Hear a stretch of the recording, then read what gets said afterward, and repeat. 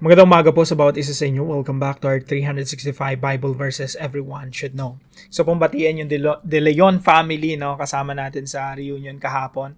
At yung mensahe po na ginamit ko last night, ito rin yung mensahe na gusto ko pong i-share sa inyo. It's still about Christmas. Ito po yung pinaka-conclusion natin dito, pinaka-panghuling devotion natin about Christmas. So it's a post-Christmas celebration.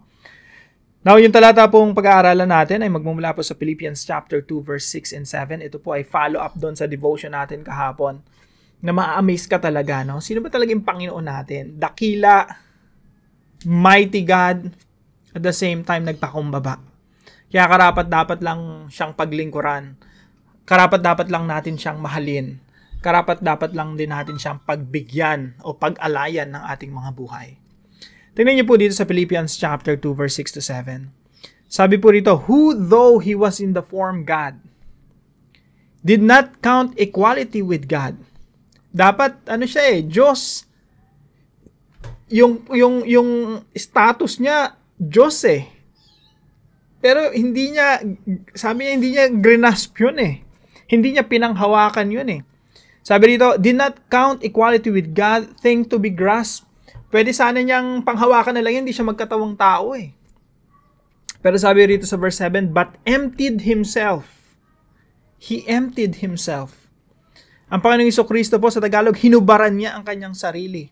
Sinet aside niya yung pagka-Diyos niya.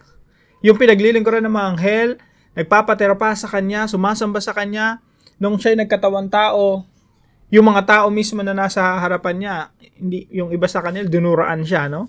Nilapastangan siya, binugbog, at ipinako sa krus.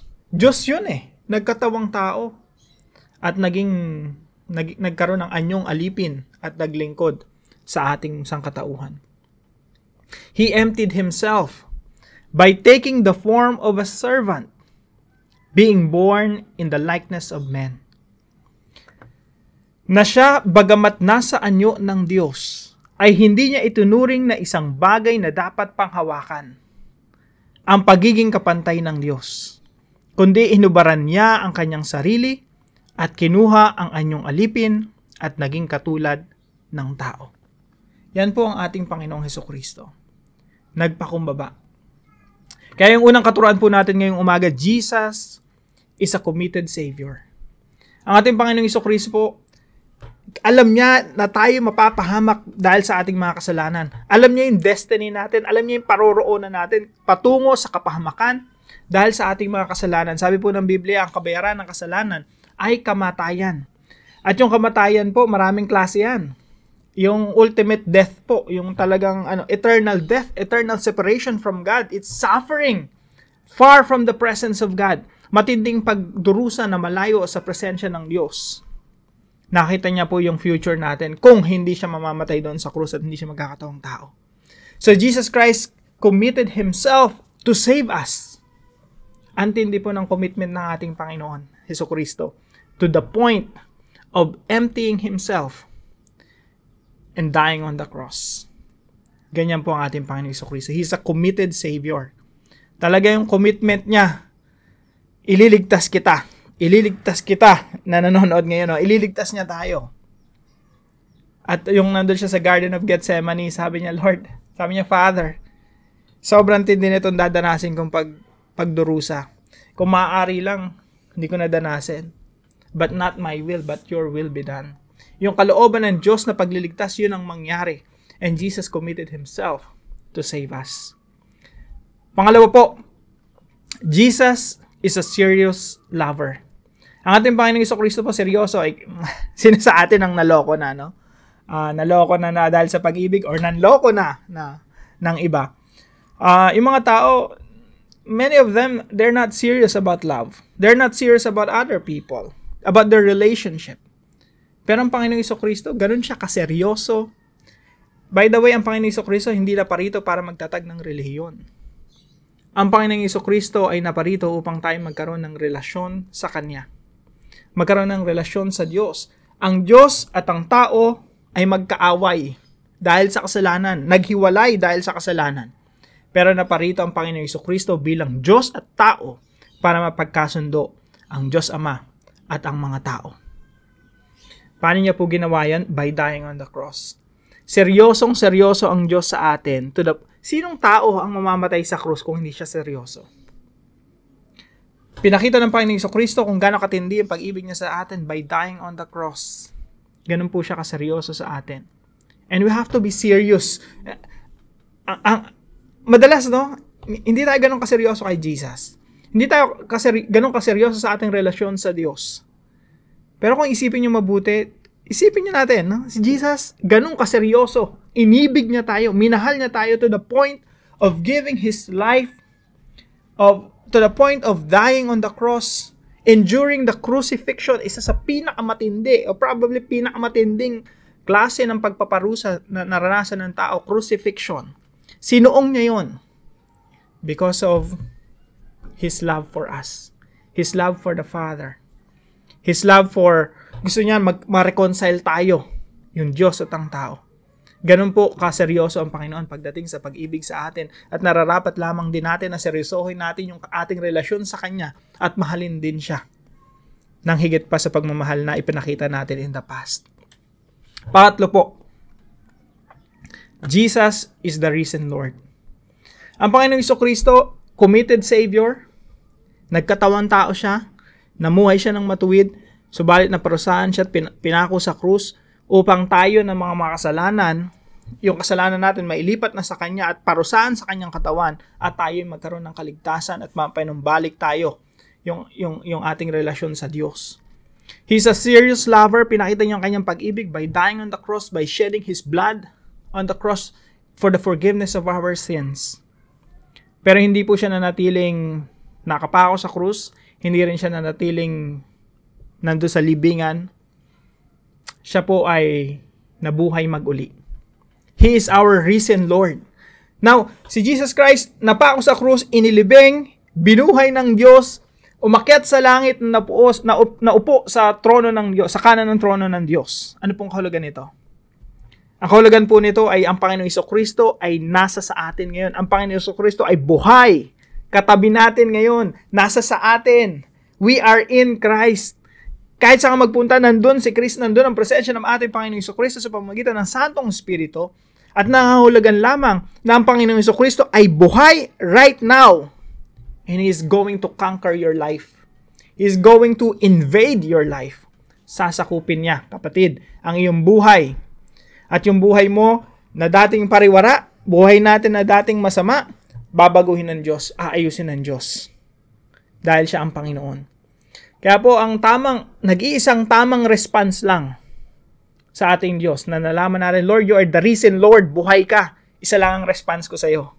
Lord, I surrender my life to you. Buhay ka, Lord, sakupin mo ako, maging Panginoon kayo ng aking buhay. Jesus is the risen Lord. Mga kapatid, sino sa atin na na-realize mo, Jesus is a committed Savior, Jesus is a serious lover, and He is the risen Lord. Sino sa atin ang hindi magbibigay ng buhay sa ganong klaseng Panginoon? This is an invitation. Kung ito shinare sa iyo ng mahal mo sa buhay, kaibigan mo, thank the Lord, no? This is the time to give your life to Jesus. Kaya ito po yung application natin. Number 1, commit to serve Jesus. Kung dati ang pinaglilingkuran natin yung mundo, pinaglilingkuran natin yung mga tao, yung boss lang natin, o pera, para magkaroon ng magandang buhay, hanggang doon na lang tayo, there is something larger than life, kapatid. There's something bigger than our story. And that story is the story of the Lord Jesus Christ. Now is the time to commit to serve Jesus. Hindi na pera paglilingkuran natin, hindi na kayamanan, hindi na yung mundong ito, hindi na yung mga bagay na inaasam-asam ng mga tao. What we want to do is to serve the King of Kings and the Lord of Lords. We want to serve King Jesus. Tanong po, are we willing to commit to serve the Lord Jesus Christ? Pakagandang opportunity. Wala na pong mas maganda pang oportunidad na ganitong klase na pwede mo palang paglingkuran ng Panginoong Jesucristo. Na pwede ka palang, kasi pwede ka maglingkod sa mga presidente, sa mga hari, pwede ka maglingkod sa sino mga mayayaman, mga boss, mga successful entrepreneurs. Pero wala nang hihigit pa na meron kang pagkakataon na paglingkuran ang Panginoon ng mga Panginoon, ang Hari ng mga Hari. Pangalawa po, let's love Jesus seriously. Mahalin po natin ang Panginoon ng buong puso natin. Seryoso. At pag sinabi natin seryoso, alam niyo po, pag sineryoso natin yung isang babae, isang lalaki sa isang relationship, ibig sabihin niya, hindi ka natitingin sa iba pa eh. Yun talaga, yung babae na pinakasalan mo, yun talaga yun. Yung lalaking inibig mo, sinagot mo, yun talaga yun, wala nang iba pa. Ganon din po sa Panginoon. If we love Jesus seriously, Lord, wala nang iba pa kailang. Not the things of this world. Hindi mga bagay na nakapagbigay sa atin ng prestige, ng yang yabang. Lord, gusto ko ikaw lang mamahalin ko kahit anong mangyari sa buhay ko, at kahit anong suungin ko, kahit anong problema, kahit anong danasin ko dito sa mundo, mamahalin kita. Yan po yung pagiging seryoso sa Panginoon. Sulit ba na mahalin ng Panginoong Jesucristo ng seriously? Yes. Kasi ang Panginoong Jesucristo, ganito kaseryoso sa atin, to the point of giving His own life. And nararapat lamang na ibigay din natin yung ating buhay sa Kanya. Maging seryoso din tayo na ibigay ang lahat-lahat sa atin, i-give up ang lahat sa atin, alang-alang sa ating pagsunod sa ating Panginoong Jesucristo. Let's love Jesus seriously. Pangatlo po, resolve to live a new life in Christ. Tandaan po natin, ang Panginoong Jesucristo ay nabuhay mag-uli. At siya po ay kasama natin ngayon upang baguhin tayo, upang bigyan tayo ng bagong buhay, bagong direksyon. Ako po, dinapitan ng Panginoon, binigyan ng bagong buhay, bagong direksyon, pinagpapasalamat kayo sa Panginoon.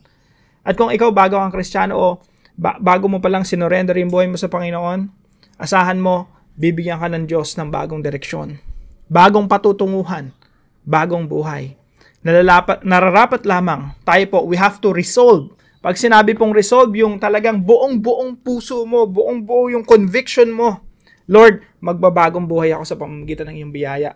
Lord, susunod talaga ako sa iyo sa pamamagitan ng iyong biyaya.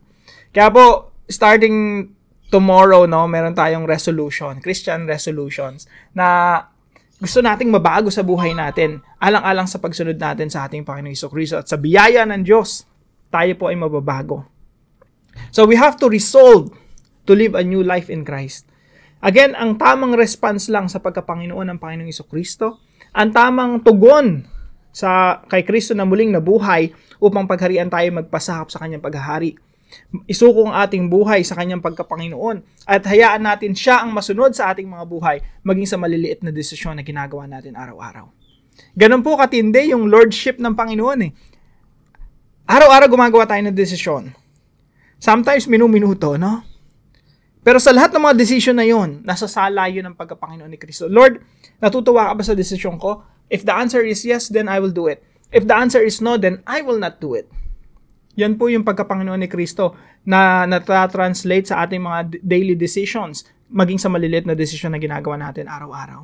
And we have to resolve, Lord, magbabagong buhay ako lahat ng desisyon na gagawin ko, yung mga bagay na magbibigay ng kaluguran sa inyo, mga bagay na magbibigay ng kaluwalhatian sa inyo, mga bagay na naghahayag ng aking paglilingkod sa inyo. Resolve to live a new life in Christ. Kaya right now po, no, kung meron kayong kadiskusyon, kung bago ka pala nanonood dito, usually mga tao, meron mga kadiskusyon. So ito po yung discussion po natin. How has Jesus' love been transforming us? Paano ka nababago ng pag-ibig ng Panginoon? At kung ikaw bago mo palang sinuko yung buhay mo sa Panginoon, no? Asahan mo, Jesus will transform you day by day. Jesus will change your life every day. Babaguhin ka ng Diyos araw-araw. And you will have this one step closer to Jesus every day. Ito po mga devotions na ginagawa natin, one step closer to Jesus po ito. Every time may pinanood tayong devotion, isinapuso natin, isinabuhay natin, ito po ay isang hakbang palapit sa ating Panginoong Jesucristo. Para po sa ating panalangin, kausapin natin si Lord. Sabihin natin sa Kanya, Lord Jesus, thank you for setting aside your glory, for emptying yourself. Lord, salamat kasi hinubaran niyo yung inyong sarili ng inyong pagka-Diyos. Sinet aside niyo yung pagka-Diyos ninyo at kinuha niyo isang anyong alipin, ang aming Panginoong Jesucristo, at naglingkod sa amin to the point of giving His life on the cross. Lord, salamat. You have loved me more than anyone else. You died on the cross in order to save me from my sins. On the third day, you rose from the dead. You are alive and you are here right beside me, conquering my life. Thank you, Lord, for this truth, changing me and making me the person you want me to be. Please bring me closer to you. I love you, Lord. I love you, Lord. Patuloy po nating ipanalangin yung ganitong klaseng panalangin at hingin natin ang biyaya ng Diyos na siyang magbago sa atin. Salamat po kay Sister Vina, isang kaibigan ko po ito sa ibang bansa. No? Salamat sa iyo sa pagiging katuwang dito sa devotion natin na ito. At kung meron po ay natutunan sa devotion natin, paalam niyo po sa comment section right below this video. And please share this devotion to your family and friends. Pagpalain po kayo ng ating Panginoon at magkita-kita po tayong muli sa susunod nating devotion tomorrow, 5 a.m. Dito po sa ating 365 Bible verses everyone should know.